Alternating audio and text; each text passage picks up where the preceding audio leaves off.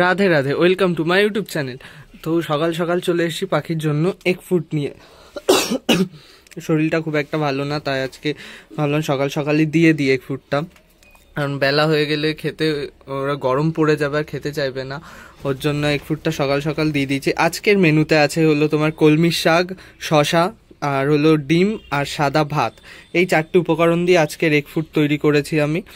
তো আর এখানে সকালে পাখিকে ডিমের খোলা খেতে দিয়েছি। তোমরাও তোমাদের পাখিকে চাইলে ডিমের খোলা খেতে দিতে পারো। পাখির জন্য খুবই ক্যালসিয়াম যুক্ত একটা খাবার, যা পাখির ডিম সুন্দর করবে, ডিমের খোলাটা মজবুত করবে, যা সহজে ভেঙে যাবে না। তবে ডিমের খোলা বেশি দেওয়া যাবে না, এতে পাখির ডিমের খোসা যদি একদম শক্ত হয়ে যায় তাহলে ডিম ফুটে বাচ্চা বেরোতে পারবে না। তার জন্য তোমাদেরকে ডিমের খোলা মাঝে মাঝে দেওয়া উচিত। আর সমুদ্রের ফেনা তোমরা ইউজ করতে পারো। আমার সমুদ্রের ফেনাটা শেষ হয়ে গেছে, ওর জন্য আর আনা হয়নি, আবার দোকানে গিয়ে আনতে হবে। তোমরা সমুদ্রের ফেনা ইউজ করতে পারো, ওটাও পাখির জন্য খুব প্রোটিন ক্যালসিয়াম যুক্ত জিনিস। তোমরা ওষুধ না খাইয়ে এরকম যদি ঘরোয়া জিনিস বা এরকম যদি শাক সবজি খাবার এটা ওটা খাওয়াতে পারো তাহলে পাখির জন্য খুবই উপকারী। তাই তোমরা যত পারবে ওষুধ অ্যাভয়েড করবে করে পাখিকে এগ ফুড, তারপর তোমরা গম সেদ্ধ, ছোলা সেদ্ধ, বিভিন্ন ধরনের ডাল আছে সেই সেদ্ধ দিতে পারো। আর পাখিকে তোমরা এর মধ্যে গাজর দিতে পারো, সজনে পাতা দিতে পারো, তুলসী পাতা দিতে পারো, দুব্ব ঘাস দিতে পারো। সব কিছু দিয়ে পাখির জন্য ভালো একটা সুস্বাদু এগ ফুড তৈরি করে ফেলতে পারো। আর আমার এই পাখিগুলো এগ ফুড দেখে অতটাও ঝাপাঝাপি লাফালাফি করে না, কিন্তু আগের ভিডিও তোমরা যারা দেখেছো তারা হয়তো জানো যে আমার পাখিগুলো আগে সব এইখান দিয়ে লাইন দিয়ে সব দাঁড়িয়ে পড়তো এই খাঁচা দিয়ে, যে এগ ফুড দেখলে পরেই খাওয়ার জন্য। কিন্তু এই পাখিগুলো সেই অভ্যাসটা এখনো হয়নি, ওর জন্য ওরা আসে না এগ ফুড দেখলে সহজে। তাই চলো ওদেরকে খেতে দিয়ে দিই, আর বলবো ওদের থেকে কি কি খাবার অ্যাভয়েড করা উচিত। সামনেই ব্রিডিং সিজন আসছে, তার জন্য পাখির যত্ন নেওয়াটা অবশ্যই জরুরি। আর সারা বছর তো যত্ন নেওয়াই হয়, তবে এই সময়টা বেশি গুরুত্বপূর্ণ যত্ন নেওয়ার। তো চলো এগ ফুডটা দিয়ে দিই, ওদের আর অপেক্ষা করাবো না।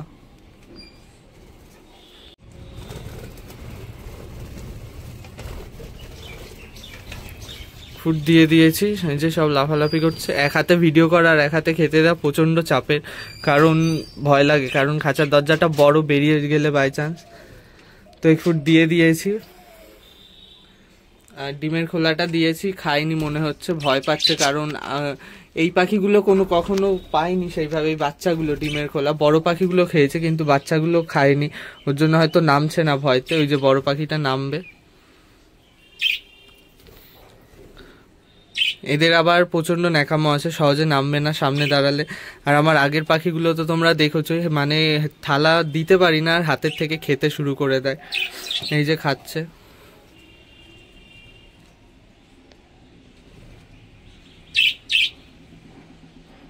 একটা নেমে গেলে অন্যগুলো নেমে যাবে, ভয় কেটে যাবে আস্তে আস্তে। আর যদি একটাও না নামে তাহলে সবাই নামতে খুব দেরি করবে, চেঁচিয়ে চেঁচিয়ে উড়ে বেড়াবে। আর যেটা বলছিলাম, পাখিকে তোমরা যত পারবে কচু জাতীয় খাবার বা মাটির নিচে হওয়া খাবার, তবে মাটির নিচে হওয়া খাবার গাজরটা তোমরা অবশ্যই দিতে পারো, গাজরটা ভালো। যেমন আলু বা আলুর পাতা, কোনো কচু জাতীয় খাবার, কোনো মানে অনেক খাবার আছে যেগুলো মানুষ তো হজম করে ফেলতে পারবে, কিন্তু পাখি ওরা পারবে না হজম করতে। ওদের সেরকম মানে ডাইজেস্টিক শক্তিটা নেই, তার জন্য ওরা পারবে না হজম করতে। তাই এইসব খাবার ওদের থেকে দূরে রাখাই ভালো। কোনো দানা জাতীয় খাবার, যে পেয়ারা দিলে অবশ্যই পেয়ারার বীজ ফেলে দিতে হবে, কারণ ওই বীজ যদি বাই চান্স গলায় আটকে যায় পাখি মারা পর্যন্ত যেতে পারে যদি না বের করতে পারে বীজ। তার জন্য এই ধরনের বীজ জাতীয় খাবার সব কিছু পাখি থেকে দূরে রাখাই ভালো। আর দুব্ব ঘাস তোমরা দিতে পারো, খুবই ভালো। ভাতেও ক্যালসিয়াম আছে পাখির, তো ভাতও তোমরা দিতে পারো। আর এখানে দেখো আরেকজন বসে আছে, সকালে শাক মুড়ি খেয়ে সব উল্টে ফেলে ফুলে দিয়ে বসে আছে। এই প্লাস্টিকটা দেওয়া হয়েছে হলো এখানটা ফাঁকা, পাখির পটিগুলো পড়ে, ওর জন্য প্লাস্টিকটা দিয়ে দিয়েছি যাতে ওর গায়ে না পড়ে, না হলে এতদিনে গায়ে পড়ে পুরো ভরে যেত।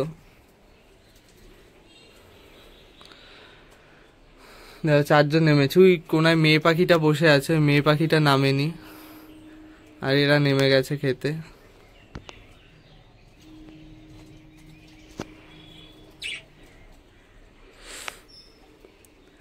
অনেকের পাখি আছে যারা এগ ফুড দেয় কিন্তু পাখি খেতে চায় না, তার জন্য তোমাদেরকে পাখির যে খাবারের বাটি, জল সবকিছু হলো তোমার 1 ঘন্টা আগে থেকে বের করে রাখতে হবে, যাতে পাখির খিদে পায়। পাখির যখন খিদে পাবে সে এমনিই নেমে খাবে, তার জন্য তোমরা তোমাদের জল আর খাবারের বাটিগুলো পাখির খাঁচা থেকে বের করে রাখবে। 1 ঘন্টা আগে রেখে পাখিকে খেতে দেবে। দেখবে পাখি প্রথমে হয়তো ভয় পাবে, তারপর পাখি অবশ্যই নামবে খেতে, কারণ খিদে যখনই পাবে ওরা খাবারটার কাছে আসবে, এসে শুকে দেখবে। আর আমার যেহেতু 6টা পাখি, সেই আন্দাজে খাবার অতিরিক্ত হয়ে গেছে, এখন বুঝতে পারছি আরও কম দেওয়া উচিত ছিল, তাহলে ওরা সব কিছু ঠিক করে খেতে পারতো। আর এগ ফুড তোমরা খাঁচার ভেতর 1 ঘন্টা কি 2 ঘন্টা এরকম রাখতে পারো, কারণ বেশিক্ষণ রাখলে খাবারটা মানে পচতে শুরু করে, ওর জন্য বেশিক্ষণ না রাখাই ভালো। আর ওই যে লাফালাফি করছে, আর ওই খাবারটা যত কম রাখবে এগ ফুডটা তত পাখির জন্য ভালো, বেশি না রাখাই।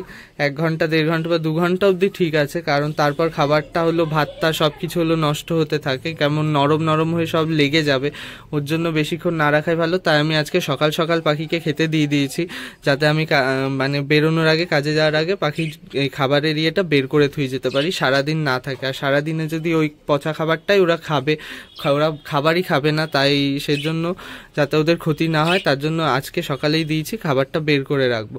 তোমরাও তোমাদের পাখিকে অবশ্যই যত্ন করবে, আর অবশ্যই এগ ফুড খেতে দেবে। তোমরা গম দিতে পারো, ছোলা সেদ্ধ দিতে পারো, ভুট্টা দিতে পারো, তো সব কিছুই পাখি খায়। তো আজকের ভিডিও এই পর্যন্তই, টাটা, রাধে রাধে।